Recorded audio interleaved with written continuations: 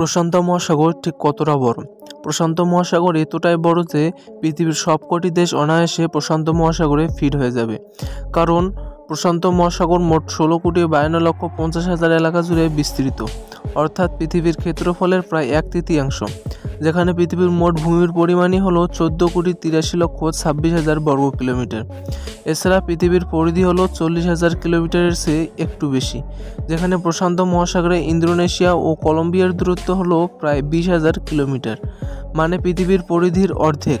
অর্থাৎ এখানে একের পর এক ৫টি চাঁদ খুব সহজেই এঁটে যাওয়ার পর ষষ্ঠ চাঁদের জন্য অনেকটা জায়গা ফাঁকা থাকে। এর বিশালতার পরিচয় এর থেকেও পাওয়া যায় যে প্রশান্ত মহাসাগর যতটাই উচ্চতা থেকে দেখা হোক না কেন, পুরোটাই একসাথে দেখা সম্ভব নয়, প্লেন থেকেও নয়, ৪০০ কিলোমিটার উচ্চতায় থাকা ইন্টারন্যাশনাল স্পেস স্টেশন থেকেও নয়, এবং গুগলের সাহায্যে ৬৩,০০০ কিলোমিটার দূর থেকে মহাকাশ থেকেও নয়।